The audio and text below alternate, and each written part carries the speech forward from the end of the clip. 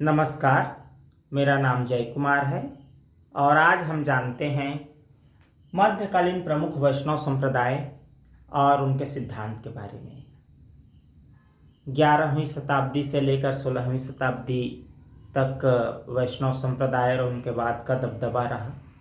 उससे थोड़ा पहले चलते हैं तो भारत में आतताई आना शुरू हो गए थे और 10वीं 11वीं शताब्दी से जो भारतीयों पर अत्याचार हुए वो 16वीं शताब्दी और उसके आगे तक चलता रहा। लोगों का जीना दुभर हो गया, कोई संरक्षक बचाने वाले नहीं हो पाते थे ठीक ठीक। तो ऐसे में एक ही मार्ग बचता है, भक्ति का मार्ग। ज्ञान का मार्ग भी यहाँ काम नहीं करता, तो अधिकांश लोग भक्त हुए, भक्ति का मार्ग अपनाए और उस भक्ति के मार्ग के लिए 3 ग्रंथों को मुख्य रूप से आधार रखा गया। गीता, उपनिषद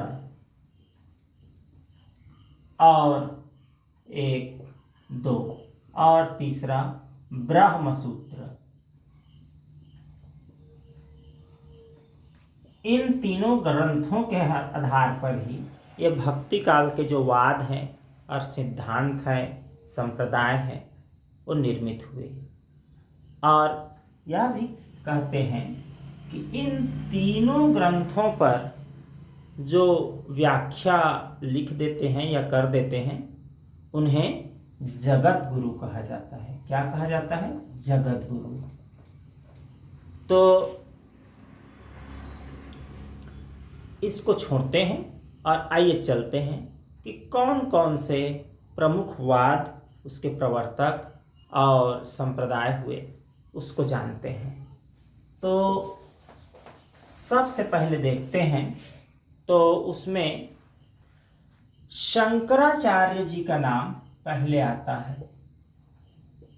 शंकराचार्य, आदि शंकराचार्य, तो उसके बाद के शंकराचार्य की परंपरा चली। तो शंकराचार्य इन्होंने कौन सा संप्रदाय दिया? स्मार्त संप्रदाय। स्मार्त संप्रदाय, सब में संप्रदाय लिखना आवश्यक नहीं है, स्मार्त कहें, संप्रदाय ऊपर लिखा हुआ है। अब देखें स्मार्त संप्रदाय का जो सिद्धांत क्या हुआ? अद्वैतवाद। अद्वैतवाद, अद्वैतवाद का क्या अर्थ है? अद्वैत, आत्मा और परमात्मा, सृष्टि और रचनाकार और रचना अलग अलग नहीं है, भक्त और भगवान अलग अलग नहीं है। अद्वैत, दोनों एक हैं, द्वैत नहीं है, एक है। आगे एक और संप्रदाय के बारे में देखें, दूसरा संप्रदाय हम देखें तो इसके प्रवर्तक हैं रामानुजाचार्य। रामानुजाचार्य, तो रामानुजाचार्य ने कौन से संप्रदाय की स्थापना की? उन्होंने एक संप्रदाय की स्थापना की, श्री संप्रदाय। श्री संप्रदाय के प्रवर्तक रामानुजाचार्य जी। और साथ ही साथ इसी परंपरा में, जिसको आगे और देखेंगे, रामानंद जी भी इसी परंपरा में आते हैं और गोस्वामी तुलसीदास भी इसी परंपरा में आगे आएंगे, ये दोनों। और ये जो श्री संप्रदाय है, जब रामानंद जी आते हैं तो ये हो जाता है, नाम इनका कहना चाहिए, पढ़ने लगता है रामावत। रामावत संप्रदाय या रामानंद के नाम पर रामानंदी संप्रदाय भी कह देते हैं, रामानंदी संप्रदाय। और गोस्वामी तुलसीदास जी का प्रभाव जब बढ़ता है बहुत बाद में, तो कहना चाहिए उनके नाम पर तो अलग से नहीं होता, अपने गुरु के नाम, उनके गुरु रामानंद जी थे, तो रामानंदी संप्रदाय के में ही चलते रहता है। इन्होंने कौन सा कहना चाहिए सिद्धांत दिया? इन्होंने सिद्धांत दिया विशिष्टाद्वैतवाद। विशिष्टाद्वैतवाद। विशिष्टाद्वैतवाद का क्या अर्थ है? दो भाग में तोड़े, वाद को छोड़ दें तो विशिष्ट धन अद्वैत, ये भी अद्वैतवाद है इन्हीं की तरह, लेकिन ये खास अद्वैत है, विशिष्ट अद्वैतवाद। इसके बाद तीसरा संप्रदाय चला, इसके प्रवर्तक है, तीसरे हमारे संप्रदाय है उनके मध्वाचार्य। मध्वाचार्य, तो मध्वाचार्य जी ने कौन से संप्रदाय की स्थापना की? उन्होंने संप्रदाय की स्थापना की ब्रह्म संप्रदाय।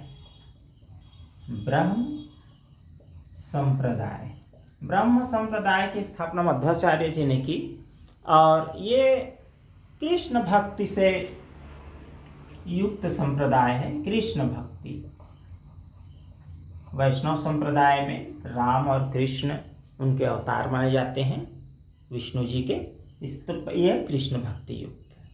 इन्होंने कौन सा सिद्धांत दिया? इन्होंने कहा द्वैतवाद, कि आत्मा और परमात्मा दो हैं, द्वैत है। असल में पहले द्वैत को जानते हैं तभी अद्वैत को जानते हैं। इन्होंने ठीक कहा कि द्वैत है, पहले द्वैत तो जाने, आत्मा अलग परमात्मा अलग जाने, उसके बाद एकाकार में चलें। ठीक। मध्वाचार्य जी 1199 से इनका काल माना जाता है 1276 तक। अब और आगे बढ़ते हैं तो मध्वाचार्य के बाद चलते हैं निम्बकाचार्य जी की ओर।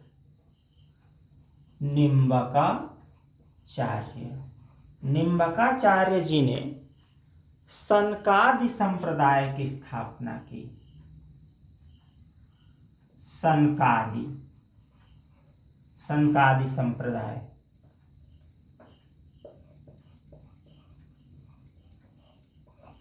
सनकादि संप्रदाय।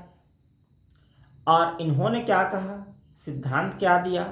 तो इन्होंने कहा द्वैतवाद।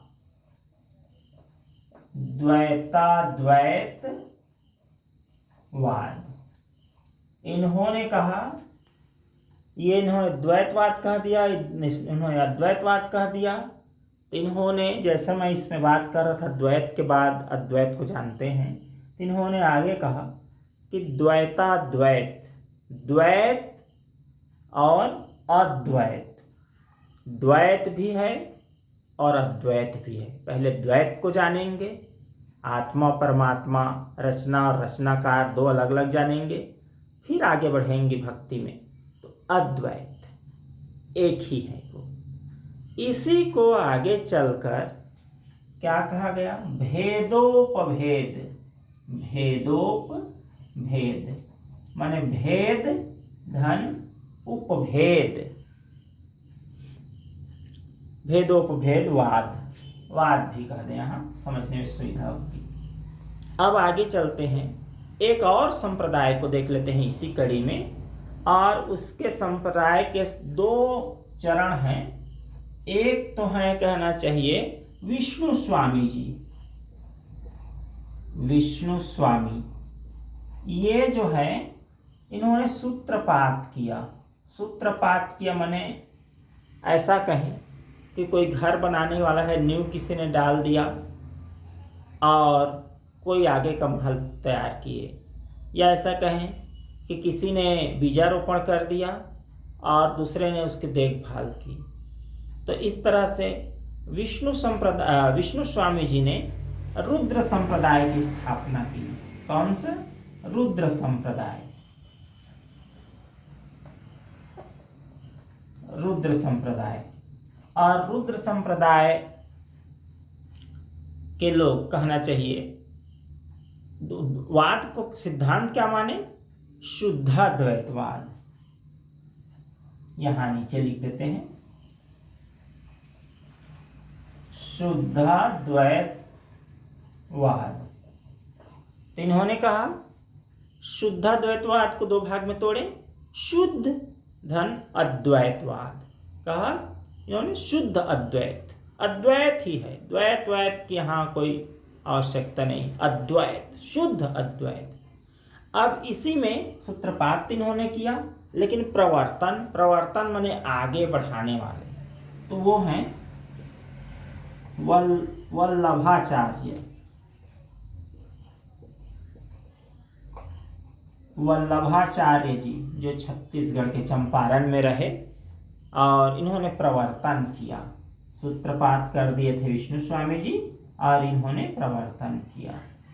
और इन्होंने जब कहना चाहिए प्रवर्तन किया, आगे बढ़ाया, तो इनका प्रभाव इतना बढ़ गया वल्लभाचार्य जी का कि रुद्र संप्रदाय को रुद्र संप्रदाय के नाम से ना जान करके इसको वल्लभ संप्रदाय,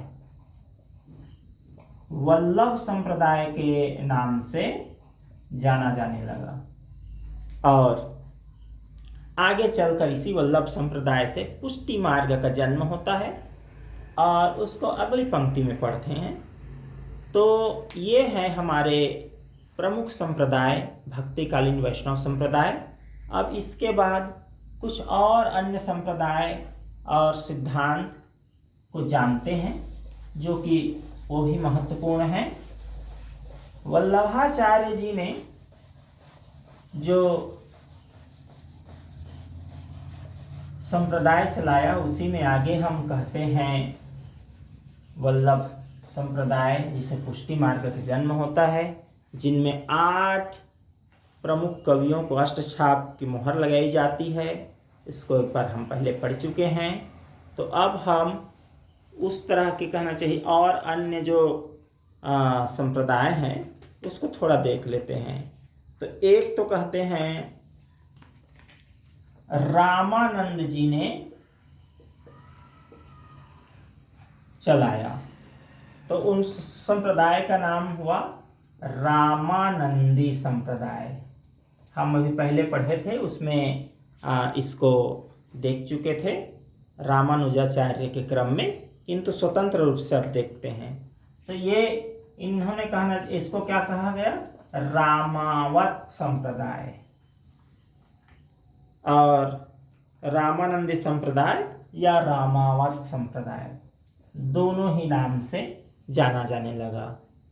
रामानंद जी गोस्वामी तुलसीदास जी के गुरु हुए। माफी चाहूँगा, रामानंद जी कबीरदास जी के गुरु हुए। तो आगे चलते हैं। हरिदास गोस्वामी तुलसीदास जी के गुरु नरहरियानंद जी हुए थे। ठीक है। हरिदास ने हरिदास के पंथ को हरिदासी या सखी संप्रदाय के नाम से जाना जाने लगा। फिर इसी में आगे बढ़ते हैं। तो वल्लभाचार्य जी को हम कह ही रहे थे, उधर पढ़ ही हुए थे। वल्लभाचार्य जी के संप्रदाय को वल्लभ संप्रदाय के नाम से जाना जाने लगा। और इसी क्रम में एक और आते हैं राधा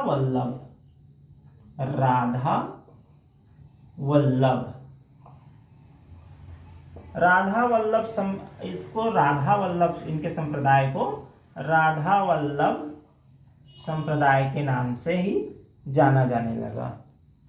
नाम और संप्रदाय जो है एक ही हो गए। अब आगे देखते हैं। एक और महत्वपूर्ण नाम आते हैं चैतन्य महाप्रभु। बंगाल में इन्होंने भक्ति आंदोलन का सूत्रपात किया, चैतन्य महाप्रभु। और चैतन्य महाप्रभु के संप्रदाय को चैतन्य संप्रदाय के नाम से जानते हैं। और इसी को गौड़ी संप्रदाय भी कहते हैं। कई बार परीक्षा में पूछ देते हैं कि गौड़ी संप्रदाय किसे कहते हैं। तो चैतन्य महाप्रभु द्वारा चलाए गए जो संप्रदाय है उसी को कहना चाहिए चैतन्य संप्रदाय या गौड़ी संप्रदाय के रूप में जानते हैं। तो आज के लिए इतना ही। बहुत बहुत धन्यवाद। आपसे अनुरोध है कि वीडियो को लाइक और चैनल को सब्सक्राइब अवश्य करें।